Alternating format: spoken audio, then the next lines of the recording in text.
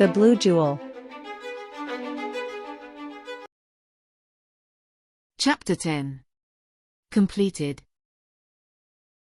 During the Age of the Damned, White Robes grew in power until it was considered as the best magic order in all of Mercenaries thanks to action of its great patriarchs so skilled with magic and politics. Historia Magica. Alphonsus Caldinus. The return trip to Albiona was longer, the currents were not favorable, in addition the ship had lost a mast, it was totally charred, Captain Labres ordered it to be cut down to avoid greater evils. The journey lasted for 10 days in which Arian was dedicated body and soul to the care of Aris, who quickly recovered from her injuries, thanks to the triumph of Elaban. The water that touched the jewel heals all kinds of wounds. The sailors were so surprised that Arian had the jewel immersed in 4 large carafes filled with water so that they could have a miraculous water reserve, a request to which the young woman gladly agreed. While Agnorak sat with Kush, and between them they managed to draw in Kush's book the glyphs they had observed in the temple. Gosberg also made his observations on the work of the two, and quite accurate indeed. They were greeted by the great harbour of Albiona. Now Arian understood that it was a copy of the great harbour of the Cursed City, a copy of worse quality than the original. From what he was told, after the fall of the Cursed City, the elves abandoned Albiona and men occupied the city, creating from that base the Jewel of the South.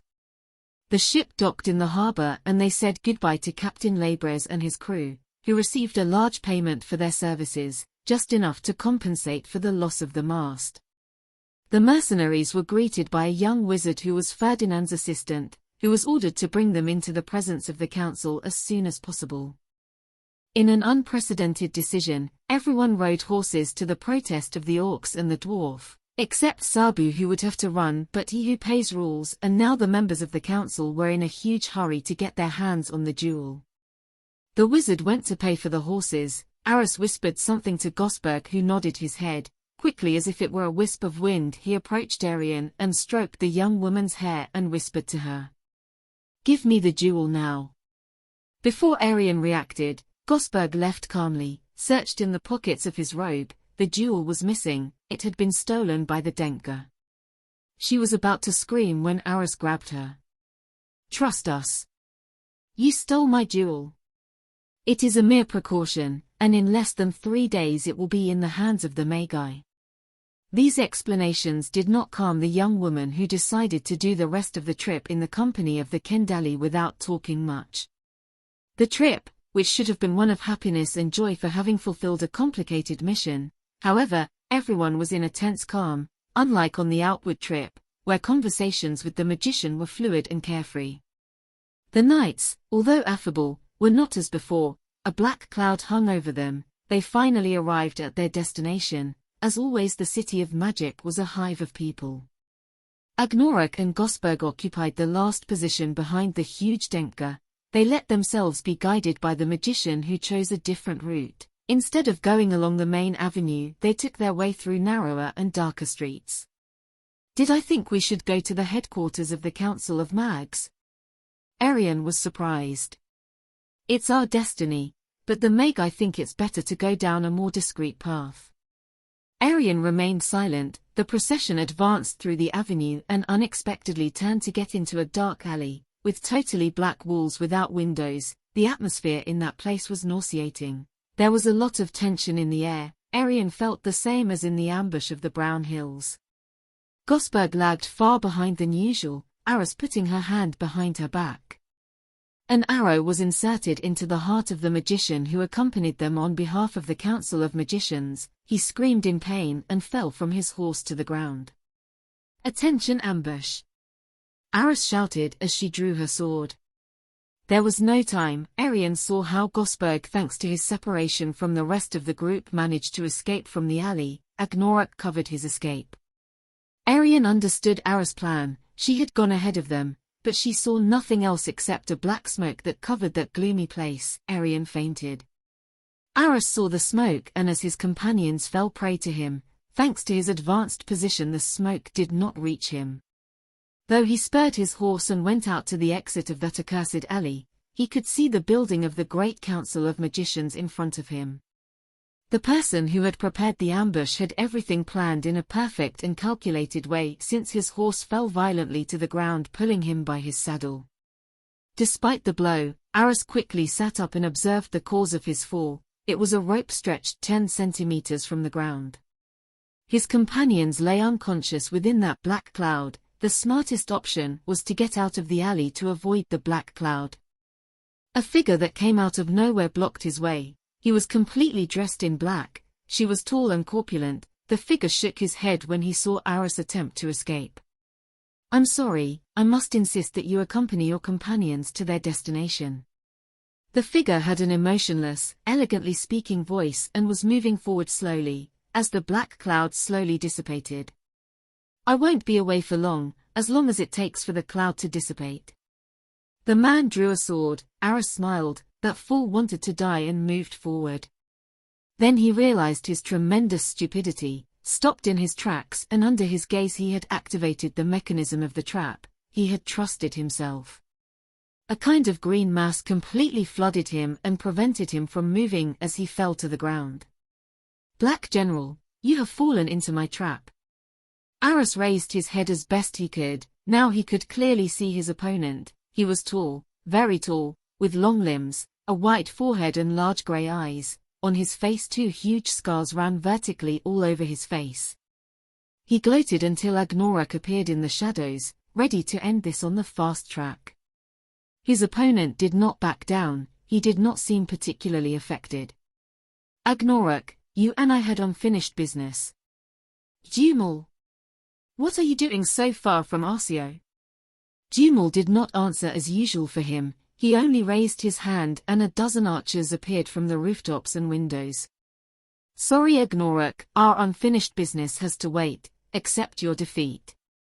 The half-orc knew when to accept defeat. If these mercenaries wanted them dead, they would already be together with the goddess Thani and her black petunias. He dropped the sword. Jumel smiled, walked slowly towards Agnorak and gave him a big blow in the face, leaving him unconscious, but to make sure he threw more kicks at the half-orc. Aris watched as Jumel hit Agnorak, but at the same time received a blow to the head, leaving him also unconscious. When Aris regained consciousness, she found an uncomforting vision.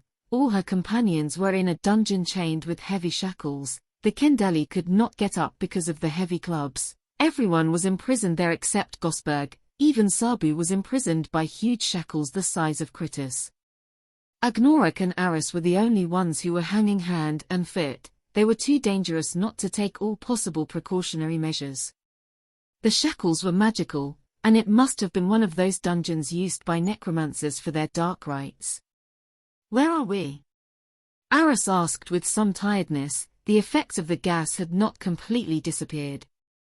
"We don't know, surely, in the basements of any of the magic towers." Kritis replied that he was trying to get comfortable, while Kush tried to speak but his mouth was covered, probably to prevent him from casting a spell. "Whoever it is, he wants us alive." Aris and Agnorak were bare-chested. Agnorak could see the tattoos of both on their backs were almost the same, a wide black circle inside which there were 3 other circles forming an equilateral triangle. The difference is that he had tattooed on the upper circle of the triangle a crescent moon in a vertical position and Agnorak did not have it. That indicated that Aris was of royal blood. Both had scarred bodies, a life too much given over to fighting. Both were now conscious and remained calm. "Who is the cause of this?" Arian screamed, trying to get rid of the shackles, but it was impossible. It seemed that it was molten metal on his wrists. No crack or egg was noticeable to place a key. Agnorak and Aris looked at each other and opened their eyes at the same time. "We are fools." It was too obvious. "What is obvious?" asked the dwarf. "My cousins will notice now. The scent is unmistakable."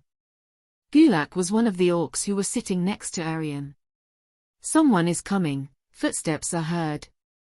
After a moment everyone heard the door of the dungeon open and 2 figures entered, one of them a tall being, of powerful constitution. It was Jumel.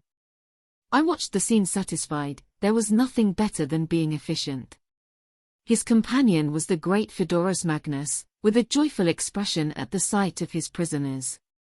"They are not as much as they say," joked the magician with complicity to Jumel. "It has certainly been easier than expected. Agnorok is losing faculties." The half-orc turned to look at Jumel, but he totally ignored it and looked at Aras' tattoo. "It's incredible, a real blood Sinurfd.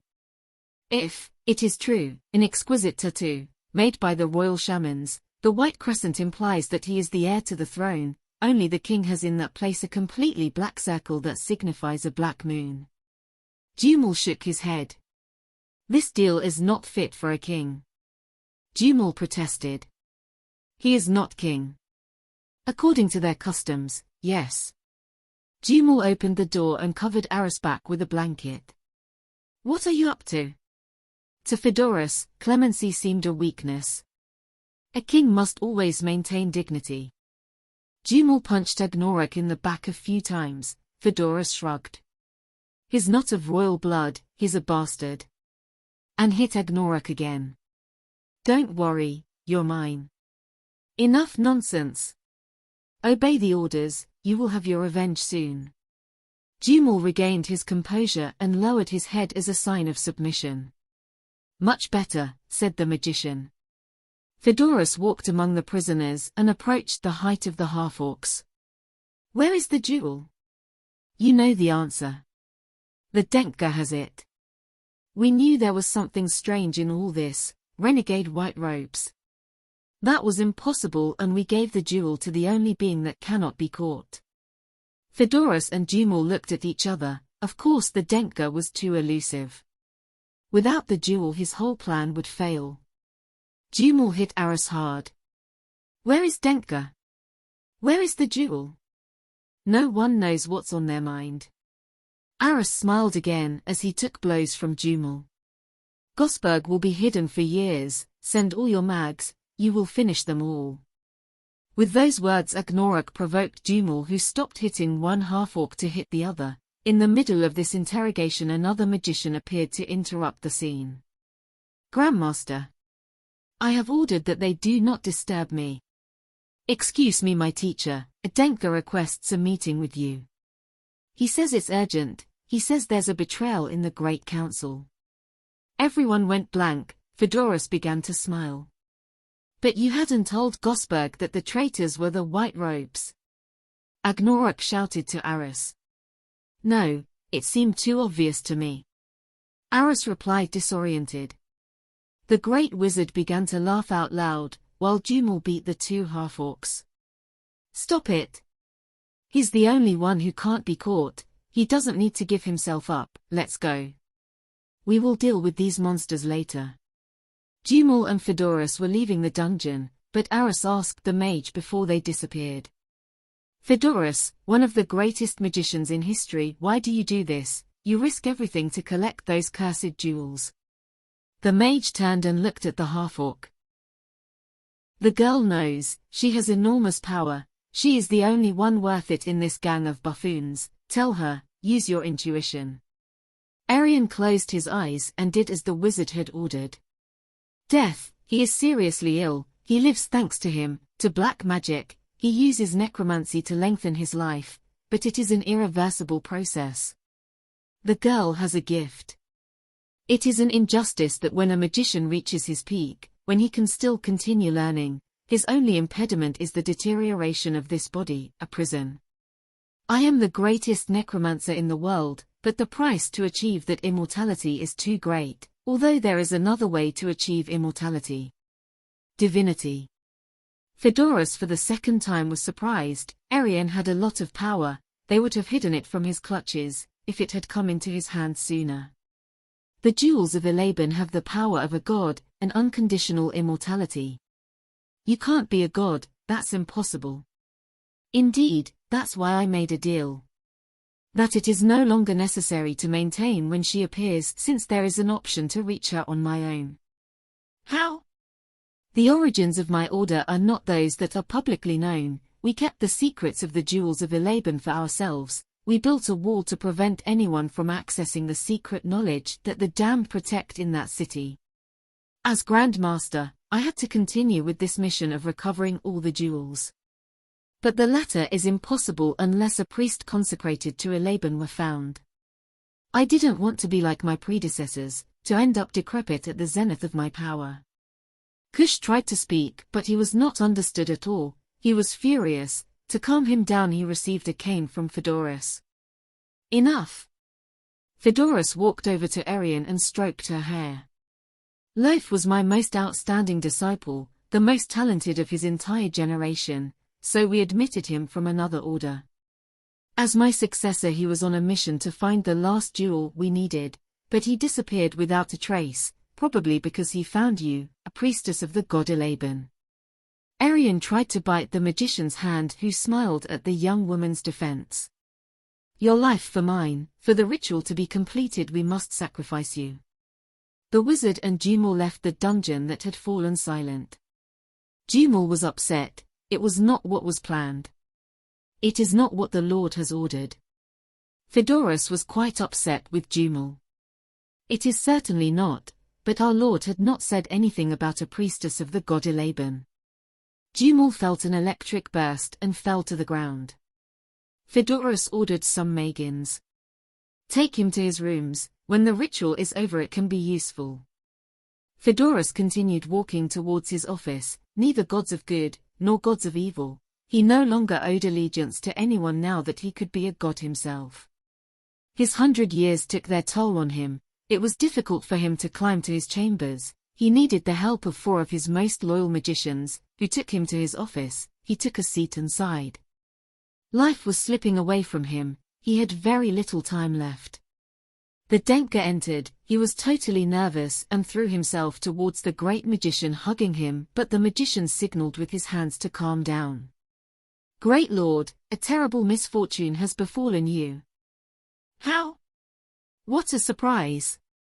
Yes, we suffered a terrible ambush. They have all fallen. Gods, it's terrible news. Our enemies seem to be very powerful.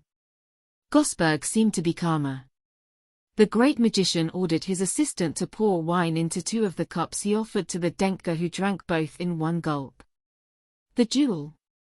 Aris never trusted the council. She thought there was a traitor among one of its members and gave me the jewel for safekeeping.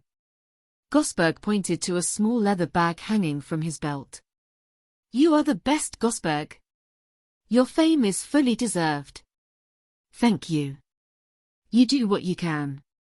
Gosberg drank another glass of wine served to him by Phedoros' assistant. Have you spoken to anyone about the unfortunate attack? Not, Your Excellency, with no one. I suspect Ferdinand is the traitor. Ferdinand? How blind we have been. And I was absent from the councils. Gosberg toasted the great magician and drank again. What intelligence! We have to go before the Council of Magicians to denounce that traitor. Yes, that's right. What's going on in Gosberg? Are you okay? No. The Denka fell backwards, began to foam before exhaling for the last time. My lord, it took such a concentrated dose that a 10th would kill a cave giant. Commented his assistant, amazed by the dose of poison. But the great magician ignored him. He was too close to his object to dwell on trifles.